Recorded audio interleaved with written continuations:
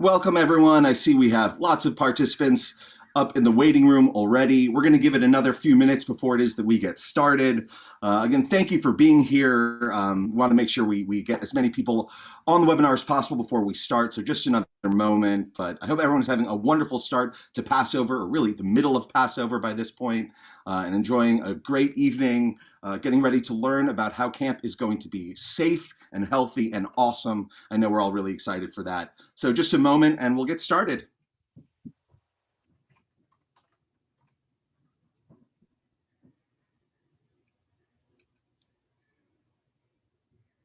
Oop. Sorry for the stopping sharing. I have to hit record before I can share.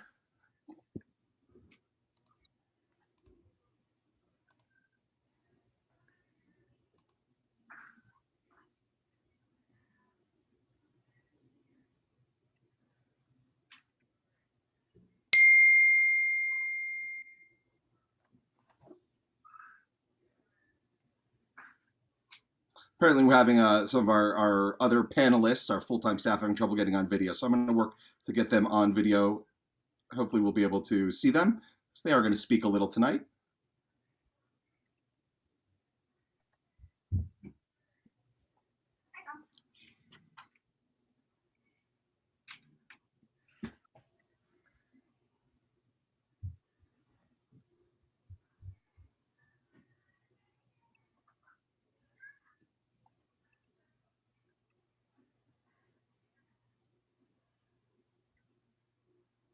Well, we're going to go ahead and get started.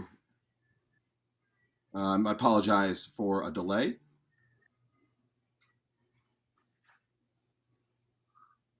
So, hi everyone. Welcome to this wonderful family webinar where we're going to be discussing the health and safety at Pioneer Camp this summer as it relates to the COVID-19 pandemic.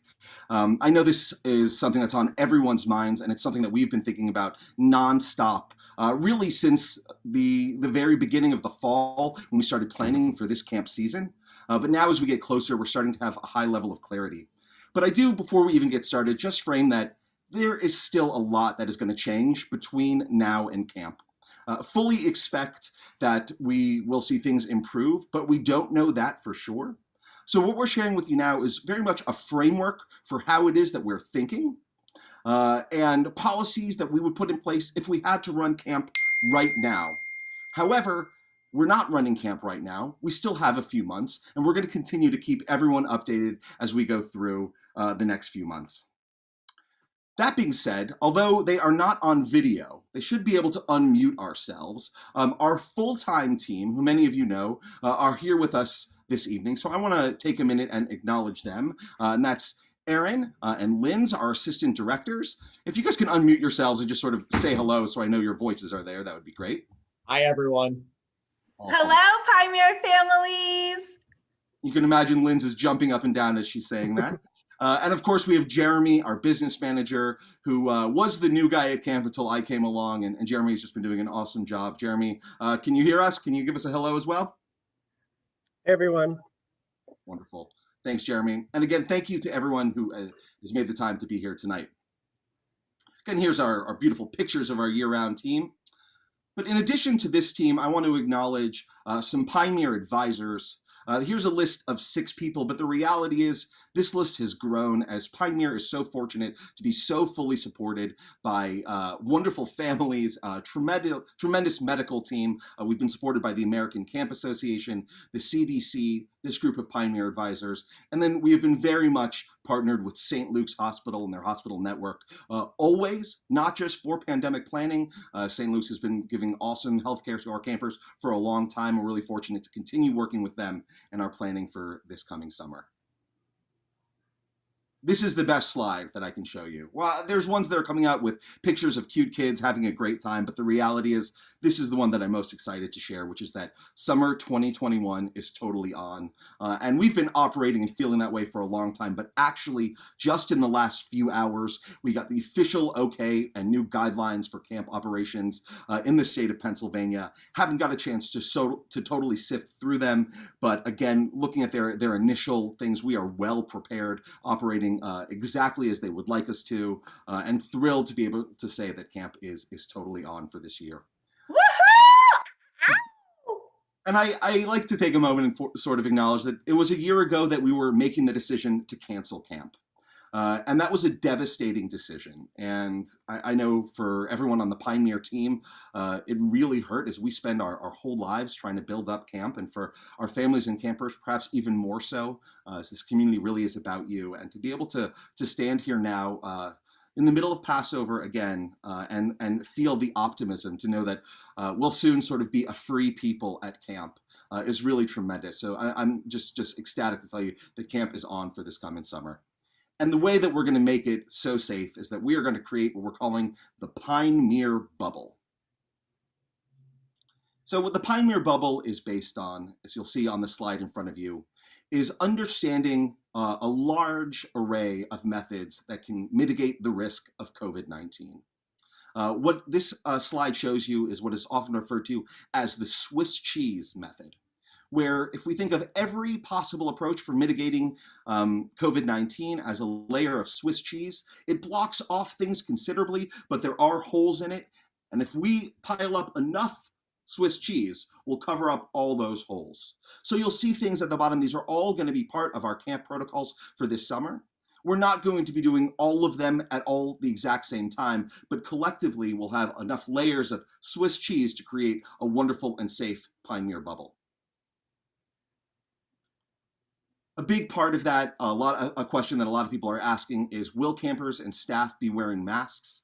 And the answer to that is yes, sometimes, but not all the time. And I know that's a little bit of a vague answer. And as we progress through this presentation, I'll share with you what our phases are of camp. But the reality is when we get to camp, there'll be a little bit more mask wearing. We're still building a program where the campers are going to be primarily with a bunk, a cohort where they can operate unmasked. As we go throughout the summer, we're going to have more and more opportunities to be completely unmasked, and hopefully towards most of the second half of the summer, if not more than the second half of the summer, be fully operating without masks. During those times, we're also going to be looking at always having 2 of 3 policies in place, either making sure that we are distanced, that we are outdoors, or wearing masks. Again, these are going to be for use in various phases throughout the course of the summer to make sure that we are as safe as possible.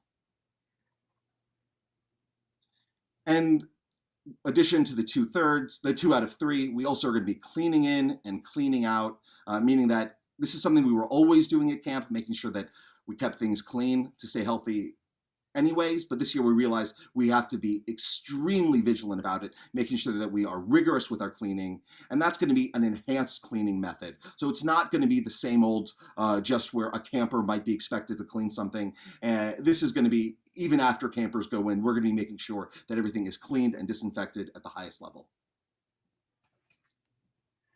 Here's what I referenced before of our phases. And this is something that we're still working out the specific timing of each of these phases at camp, but certainly you could look at that entire line as being the session and get a sense of what it is that we're hoping for. When campers first get to camp for a phase 1, we'll be in small cohorts by bunk. That'll be the first couple of days until we get our day 1 PCR test back.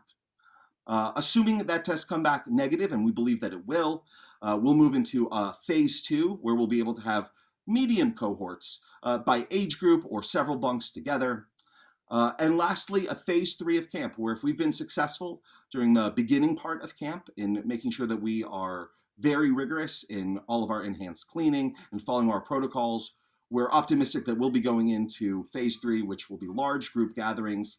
The word limited is written there, largely based around any state regulations that could come out to limit us. But by that point in phase 3, we expect that we'll be able to operate safely in a more normal and traditional camp setting, which I know we're all so looking forward to. We're going to be doing a variety of different tests throughout the course of camp. That's going to be crucial for us over the summer. Campers are going to be asked to do a PCR test prior to the start of camp. That might be 3 days, it might be 5 days out. We're talking with our medical experts to get a sense of when is going to be most appropriate for that test to happen. We'll, of course, share that information with you as soon as we can, as soon as we're finalized on that. Up to 10 days prior to camp, we're going to ask all families to use their best judgment. This means doing things that are low risk. This means following the CDC guidelines that I know we all are in our daily lives anyway. But we really believe that we can operate camp in a normal and traditional way once we get through a full incubation period of COVID at camp. We need all of you to help partner with us to make sure that COVID does not get into camp. So I know we're all being so cautious in our lives and have been for the last year, but especially in those 2 weeks to 10 days prior to camp, please be extra careful in just making sure we're doing everything we can so that camp remains COVID-free throughout the summer. Of course, we'll have testing on arrival day as well.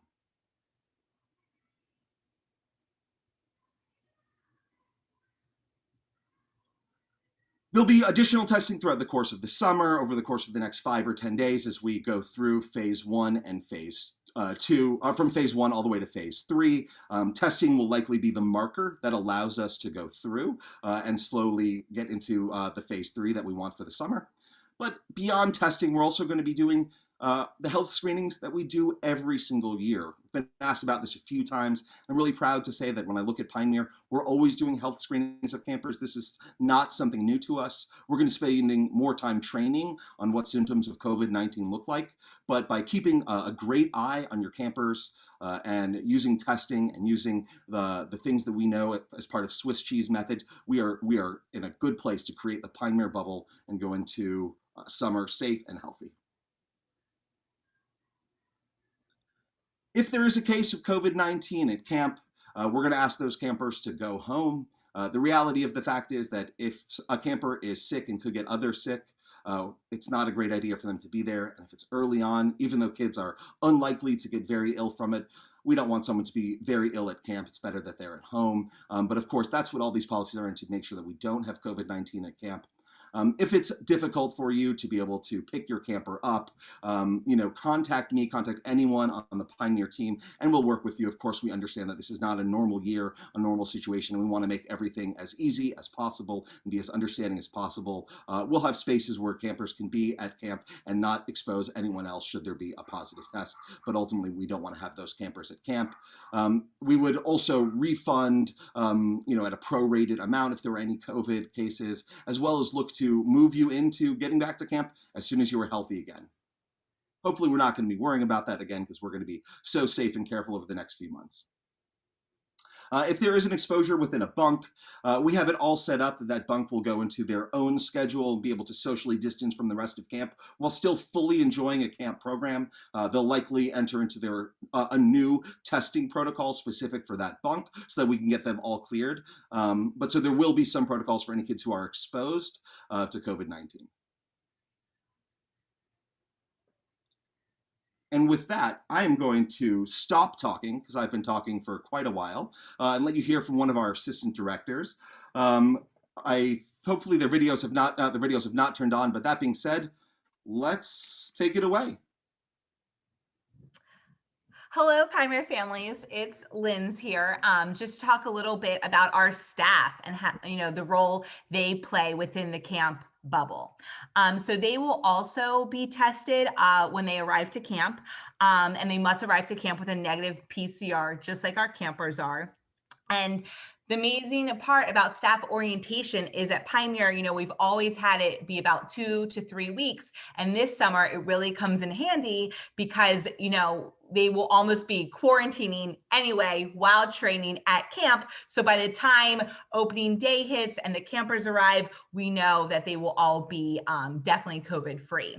And as for staff training, we will really be, focusing on our COVID policies, our COVID protocols, so they know exactly what to expect and how to be there for the campers. Next week, you will be hearing from me about, camper care intake calls, just to, hear how your children have been over the past 2 weeks, and we'll be training all of our staff individually with the campers they have in their bunk and their individual needs. And also, as for their time off, which if any of you have ever worked at camp as a counselor, you know you need that time off. And they will get it, but at the same time, they will not be leaving the Pioneer property. So we are having focus groups with our staff so they can also come up with ideas along with us about, fun ideas that they can do while at camp, while staying safe and still getting that time off that they greatly will need to keep up their morale all summer long. Thanks, Linz. I think we're going to kick it over to Erin now. Erin, you ready? Yeah, thanks, Lynn. Thanks, Eitan. So talking about opening day, we're still in the process of identifying every single aspect of what opening day will look like. But for like a big picture, like thinking about it, it will be different. And I want to make sure that we're clear that our intent is to get every camper into camp as easily as possible. We know that we're going to be doing testing on the first day of camp. We know that parents will not be leaving the cars, going into bunks with their campers. And part of our staff training, as Lynn's talked about, being so cumbersome, is that we're really going to work with our staff on welcoming campers, making sure that they get unpacked in the bunk, that they get settled in. We want to make this day as easy and as straightforward as possible. It'll be something that we really outline over the coming weeks, give you full details of when you're supposed to arrive to camp, what you need to bring, all of those things. But it will definitely look different than it has in previous years, and we'll really make sure to overly communicate what that will be once all those details are finalized. As Eitan mentioned, we have 3 different phases at camp, and just to touch a little bit on what the program will look like. The first phase, our phase 1 for the first couple days, will actually look very similar to what we have at camp on a normal basis, which is a lot of bunk activities, getting kids to try a lot of different things, having them learn about all the different aspects of the program so that when they want to sign up for electives, they've kind of experienced those things already.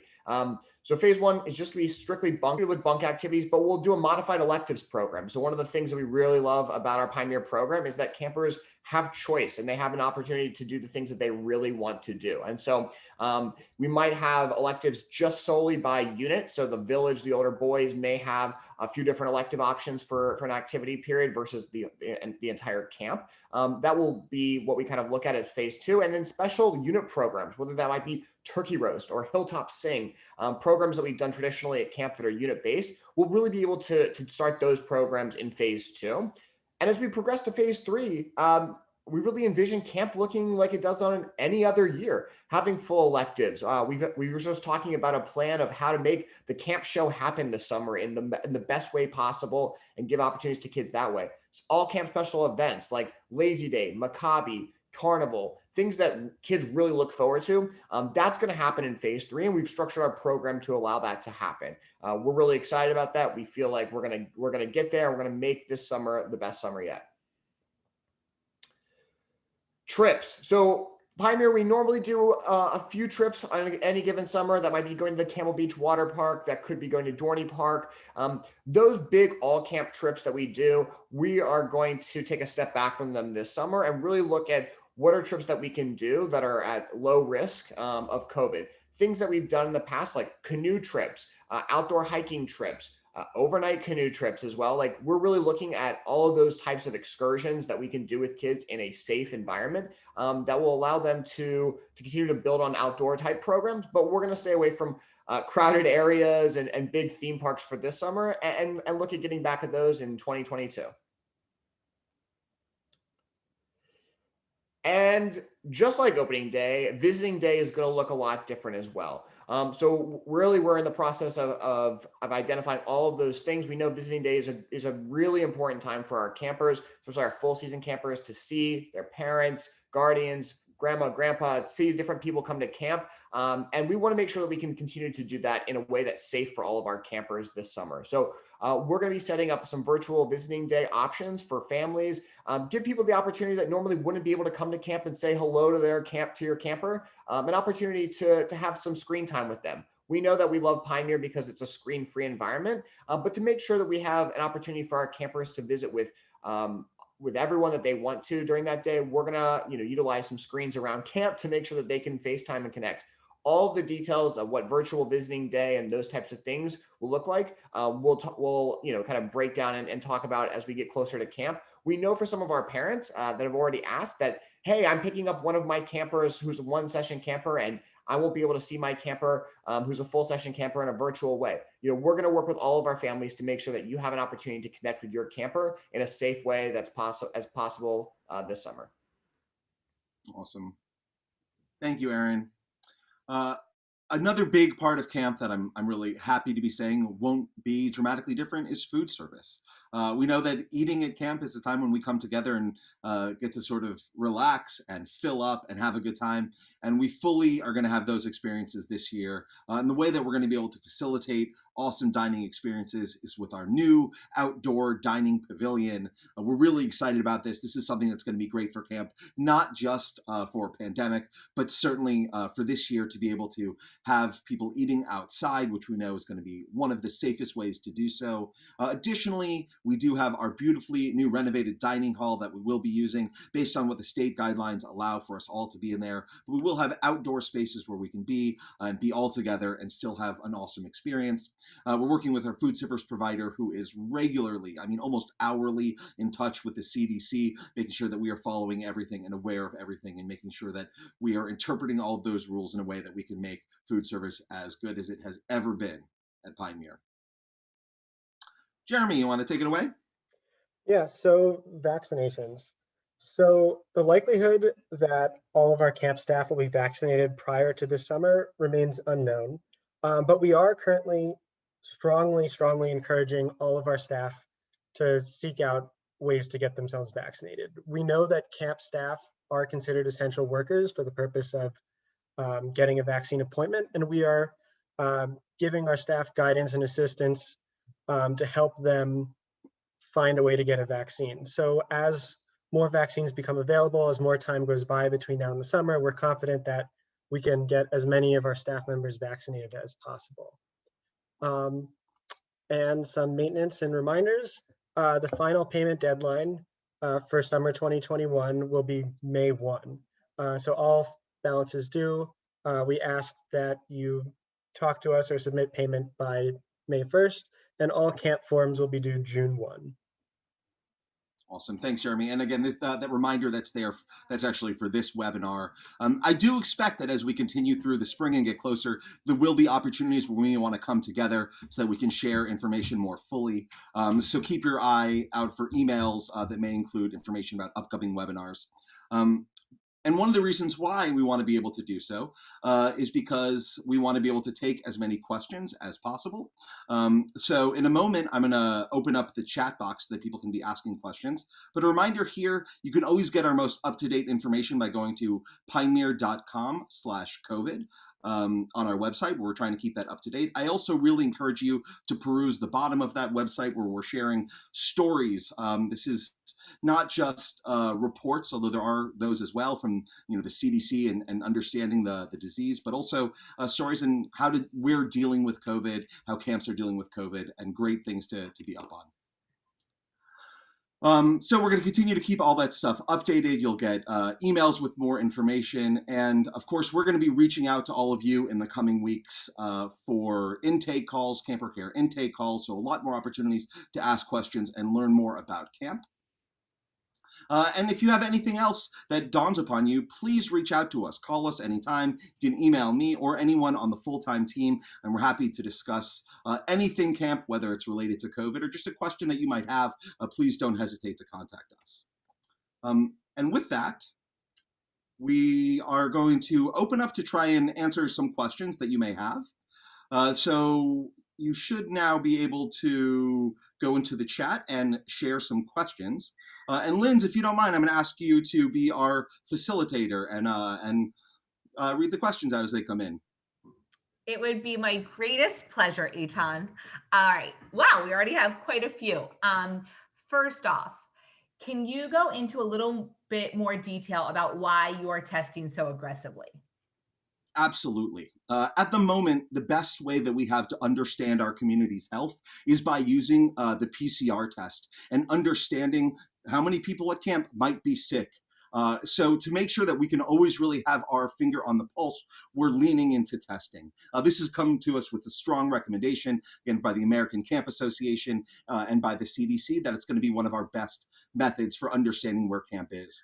The way that we have phased out camp to go from sort of an initial entry phase where it's going to be small cohorts to a middle phase and throughout, we're going to use tests as markers for each of those.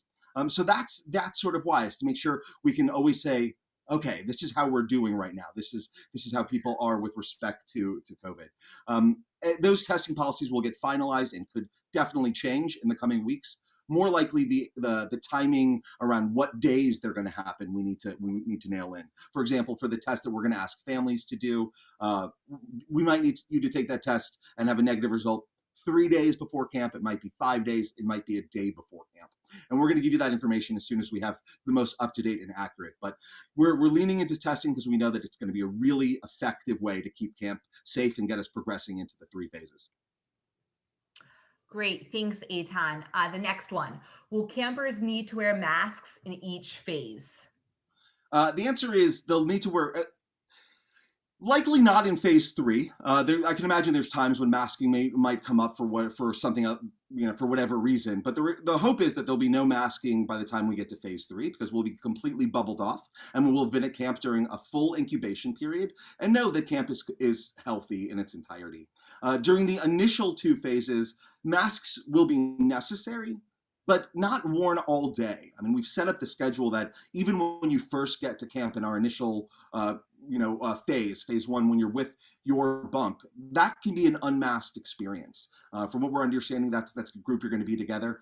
So they're going to have masks, likely a counselor will have them in case they need to do something where they're, for example, going out to the ropes course, and one of our ropes course specialists is helping them get harnessed up, and they're going to be outside but not 6 feet away. Well, we're going to ask them to put on masks so they can have that experience safely and then take them off at the appropriate time. So there'll be some times when we'll ask people to put them on.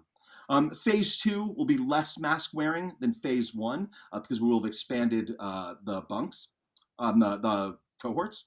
And again, by phase 3, the hope would be that mask wearing would be at a real minimal. Will all the staff be vaccinated? Will the likelihood of mass vaccinations change anything? That is a great question, and I appreciate those who are asking that, because that's the very questions, honestly, that we're asking at the moment, because we believe that it will. We believe that we're going to have a high likelihood of having the majority, if not all of our staff vaccinated. Right now, it's very difficult to get the vaccine, and there are some challenges in getting people vaccinated. We're working with every one of our staff to overcome any individual challenge that they have, helping them find ways to get vaccinated, whether it's booking an appointment, making sure that they understand that by working at camp, they can be understood to be eligible. So we're really optimistic. Until we see a little bit more mass rollout of vaccination, it's a little too early still to say what that impact is going to be. We're going to be paying close attention to it and are optimistic that vaccines are going to have, a positive impact on camp. We certainly know it's not going to be anything negative, and we know that the studies are coming out more and more showing the effectiveness of the vaccine. I'm not sure if I answered the second part of that question, Linz. I think you did. Will camp have international staff this year? That's another great question, and we're fortunate to have a real expert in this area, someone who has become an expert over the course of the last year because camp required him to. So I'll let Aaron share where we are in international staff. Thanks, Eitan. I definitely don't consider myself the expert in visas or any of that, but I am happy to say that we do anticipate having international staff. Obviously, things are changing on a daily basis. I do know that a handful of our staff from Israel have been able to get visa appointments already, which is significantly better than we anticipated even 2 months ago. And so we're encouraged on a daily basis. Our hope is to have international staff. Our hope is to have them arrive early, to be able to quarantine, to be at camp. And again, I would anticipate most of those international staff traveling to us will be vaccinated as required by their country to leave the country. So we're optimistic, we're hopeful, but we continue to look for American staff as well. So if anyone knows any great American staff, we still have a few counselor roles available, and we are looking to hire. That's awesome. Thanks, Aaron. Yeah, I think I think that we're optimistic. I was commenting today that I don't understand why international policy does not think about summer camp first and foremost, because we've been waiting for these answers to come, but unfortunately we just don't have them today. Thank you, Aaron. Will full session campers need to go through all the phases twice? It's a great question, and the answer is unfortunately yes. Our full session camper, we're going to restart phase for session 2. We have a lot of new campers coming in for each session. For those campers that are staying for both sessions, they'll be put into their bunk for session 2 and sort of restart off again. So they'll be again, in their small bunk cohort and progress through into phase 3. So our full session campers will be going through each phase and phase period twice. I understand we don't need to quarantine before camp. Are there things we can't be doing? So what I would say is if you have anything that you are normally not doing, and this is a little bit of a vague answer, continue to not do it. I don't want to say that, if you're an essential worker and you need childcare and your child is attending a day camp and you feel that, you've checked it out, because I know many of you and you're keeping your eye on it and that's a safe place for your camper to be, then by all means, that's an acceptable thing to be. If you are breaking CDC, guidelines, which, absolutely no judgment. Many of us have had that experience where perhaps there's a party or something that you were planning on attending that could create a high level of exposure. We're going to ask you to not do those things. If you have anything specific about what it is, something you're thinking, I encourage you to call me or call any member of our team, and we'll help understand what level of risk there is. We're not asking for people's lives to stop prior to camp. In fact, we want you to be doing everything you can to be really as normal as possible. But again, we can only progress if we don't have COVID in camp. So, that big, unmasked indoor birthday party, we'd ask you to probably skip something like that. But again, please reach out to me if you have any questions. And if you have any concerns about anything, I encourage you to talk to where you're going to be. If it is, someone's home and everyone's, you want to talk to them, find out if they've been vaccinated. If you are going to a day camp, talk to that day camp, talk to that director. They're going to be happy, just like we are, to share with you what their policies are. We want you to feel comfortable with it. And the idea being, if you're comfortable with it, we likely are too. Has the sit-to trip been canceled? What will they be doing if canceled? That's a great question. I'm going to do my best to answer it. I mean, it has not been canceled. We're still working with our tour company, and in fact, a couple of different companies that manage this program for us. And they're, again, the same way that we're talking about international staff. We're optimistic. There's more and more information coming out. Israel in particular has, I believe, still the highest percentage of population getting vaccinated. So there's a lot of reason to think that trip is still going to be able to happen. Our trip providers have not canceled it, made it very clear that they have fully scheduled the trip in a totally COVID-friendly way. But any final decision will ultimately come by the state of Israel and any requirements that they might have. We're working on making the best possible option for those campers. And we'll share with those families directly what it is that our sort of plan B would be. But I want to ask anyone who's on this call, if you have not gone in and filled out your survey about what it is that your camper might be interested in if we were not going to Israel, that is really crucial. We've been trying to build out our program, but our hope right now, and still feeling optimistic now, that we'll be going to Israel. Great. Will there be a bus from DC? No, we're gonna not do busing. The CDC guidelines around busing are really challenging because there's a little bit of a closed space and kids who haven't been around one another. So the recommendation at the moment is to not do any type of busing and have kids be brought to camp by their parents. For any family where this poses particularly a real challenge, and I know that this could, as we have campers coming from all over, again, please reach out to me. Let me know if we can help work this through. Again, these are types of things that we're putting in place only for the health and safety of our kids. Ideally, we want to do everything we can to get everyone to camp as easily as possible. So while we're following these guidelines, we're not going to be providing transportation to camp. Can you tell us how you will manage medical staff? Will there be doctors coming in and out during camp sessions? Yeah, we'll manage medical staff. in some ways very similar to the way that we always have, because I think honestly at its core there's a lot of similarities into what's going on at camp in the way that it always has been. We will have some doctors on property for large stints of time, and we'll have some doctors that are coming and going. Now, these are doctors that are part of our team of Pioneer advisors and our healthcare consultants that are at the highest level, helping us form these policies. So we'll be working with them to understand exactly what it is that we need them to be doing, what it is that any assurances that you might need to know if a doctor were to come to camp mid-session, because certainly they're both the experts in guiding us on how to do that, and also the people who will be doing it. So we'll be working with them to know what that's like. But we will have doctors at camp. And for the times that we don't, in the age of Zoom and virtual, we still have complete access to all of our camp doctors who've made it clear that they're willing to hop on a Zoom call with a camper or staff person who has a question at any time. We have this great relationship with St. Luke's where we can get people to be seen very, very quickly. So we'll be managing our health center very much the way that we always have. And back to a question about COVID testing. Who will be performing the test, a physician or a nurse? Most likely it'll be a nurse.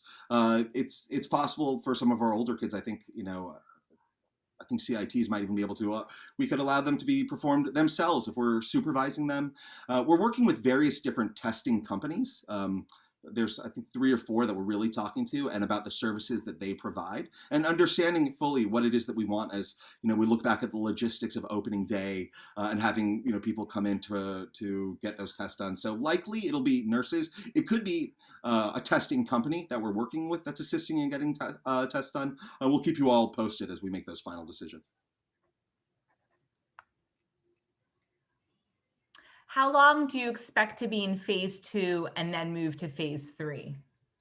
So that's where, I wish I could give you a really, really close answer on it. The reality is the days are a lot of the stuff that's being talked about still. And I'll give you an example that, a few months ago, it was understood that an incubation period of COVID should be thought of as 14 days. And now those CDC guidelines have moved it to 10 days. And 4 days makes a ton of difference at camp. We're not yet exactly sure what the timing of each of those will progress through. I could give you an estimate, but it's certainly nothing that that I would guarantee at this moment. I mean, I think that we could be in phase 2 for something like 5 to 7 days theoretically, but again, those specifics of days will be a key in understanding it. So if we do a test right when kids arrive, when they get that test back, we would move into phase 2 and then wait through the full incubation period as recommended and understood by our team of medical advisors before we go into phase 3. Thank you. So this is a question about forms. I know that all the forms are due June 1st, but if you need to see the pediatrician later than that because of insurance, is it okay to upload your health form at a later date? The question is if you're having trouble getting an appointment to upload your form. If I understood that right, I would say, yeah, call us and let us know of any circumstance that you're having. I mean, I know for myself, it's been difficult to get various appointments, so we certainly want to be sympathetic to that and as helpful as possible. So I encourage you to please help us get everything done easily by meeting form deadlines. But of course, if you can't, call us, let us know. We'll work with you to make sure this doesn't create a problem for you. Do campers wear masks outside? At times they might be wearing masks outside in different phases, right? It's not a blanket answer of we wear masks outside or inside, and outside we don't. If it's going to be in there, from day one, from phase 1, if it's going to be with their bunk cohort, they're not going to be wearing masks when they're outside. If it's in that phase 1, and again, we will still be able to do things sort of as a whole camp. We'd be doing them outside, and then we might ask campers to put a mask on, depending on what their proximity would be to someone else. So certainly we know if we are outside and not socially distanced and still in one of our early phases, then masks will be part of it. But if we're outside and socially distant, which is fairly easy to do at camp, might be able to not have that mask on. So there's going to be some discretion that our medical team, who is going to be at camp the whole time, is making sure that for every program we are doing the right thing. So it's not a outside masks off type of policy. It's really going to be specific to what's going on at camp in those times. Will my full season camper be put in a bunk with other full season campers so that after the first session, there is less exposure when the second session starts? That's a good question. I mean, I think that there's always going to be doing everything we can to limit exposure, right? So if what was just presented is an idea that has certainly come up of like, yes, we want to do everything we can to try and limit exposure. We also want to make sure, and again, we believe with all the policies we have in place that we're in a strong place that campers are with their friends, right? So we're gonna balance out any specific requests of where campers want to be in coordination with any level of safety risk, which I wouldn't feel would be very high, but certainly going to be considering that.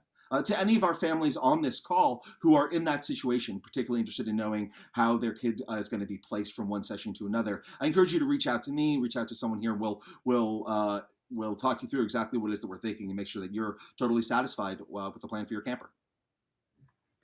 Since more than one bunk shares bathrooms and showers, how will you keep campers safe in that space? So this is an interesting thing because camp is set up differently for different bunks.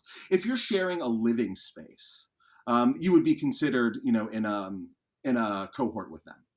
So if you're sharing a living space and a bathroom space, based on the number of kids that we have in our bunks, this isn't a problem for them to be around one another and still be to fall into what would be considered a small group as defined by the state. Okay. Will outdoor dining occur in small numbers of distanced cohorts or all camp meals, especially in the first two phases? It'll likely occur with full cohorts distanced from other cohorts, right? So it'll be more than 4 people at a table, which is what at least here in California is really all they're allowing outside at the moment. But we're going to be able to have cohorts eating together outside, distanced from other cohorts. It's entirely possible in that first phase where we have a higher level of caution when the cohorts are really their smallest, that we'll be utilizing the indoor space and the outdoor space at the same time. And then as we progress through the phases, we will be able to, have everyone more all together. There are some aspects around, timing. I think that we are looking at, a possibility of one meal during phase 1 being separated, having 2 different meal services. And as we get closer and figure out any specifics around that, we'll let you know. But the hope is that we're eating by cohort all together, just distanced from one another. Will kitchen staff be coming and going too? No, kitchen staff will be at camp the whole time. We'll have, a very, very small group of people are going to be authorized to come and go from camp. And those who are authorized to do so, it's only based on specific policies that can be put in place for them that we can monitor only, for extreme need and with an understanding that they can't be interacting with kids. So, there's a lot for the few and rare cases of someone coming and going, but no, our kitchen staff will be at camp fully within the bubble. Will a camper care specialist be accessible in phase 1? Oh, absolutely. Every phase of camp. In fact, a camper care specialist will be made available to you as soon as right now. If you'd like to email us and talk with a camper care specialist, we're happy to set that up. But absolutely. I loved your answer, Eitan. Will SITs have to quarantine again after session 1? It'll be the sort of same experience for all of our full session campers that, they'll go back into phase 1. So I wouldn't call it quarantining, but yeah, we'll get back into it. I mean, SITs are in a particularly interesting situation because they're across the road. And, we're not going to put them, doing anything that they don't need to. But before it is that they could be exposed to the rest of the second session campers that are coming in, we'd need to progress through a few phases. What happens if a camper gets sick at camp, like a stomach virus or a fever, for example, but then tests negative for COVID? They would be treated for whatever it is that they have at camp. I've been proud to look back at Pioneer, and what I've learned is that we've been offering great healthcare. We've never had to run during COVID-19 and treated all of those things successfully in the past, and we're going to continue to do so. Our doctors and nurses, in addition for preparing for COVID and all these policies, they're reminded that they're going to see scrapes and stomach bugs and all of that type of stuff, and we're prepared to handle all of those. separately from any type of COVID protocol, and fully expect that those will be more common at camp because of the level of risk mitigation that we're putting in place for COVID. I think it's far more likely that if someone's in the health center, it's going to be because they have sniffles from something else. Are we providing the masks? So that's a great question. We're going to offer a little bit more clarity on this. I think we're going to add to the packing list for every family to bring a box of disposable surgical masks. The reason for that is those are sort of considered, the gold standard at the moment. And the reality is we can't do all the laundry that we need to do for all of our campers who are using, cloth masks or like what many of us might be using.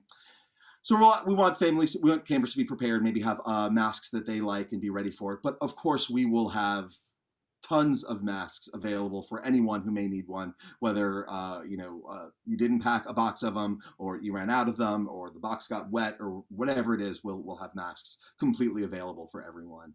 And we are aware of this, that going to disposable masks is not everyone's favorite thing. It's not the greenest thing, and at camp we need to think about our environment. That's part of what we're trying to teach there. So I actually see this as a great learning opportunity and reminders that we're gonna hopefully be throwing away a lot of masks because we're gonna have them on briefly and then tossing them out.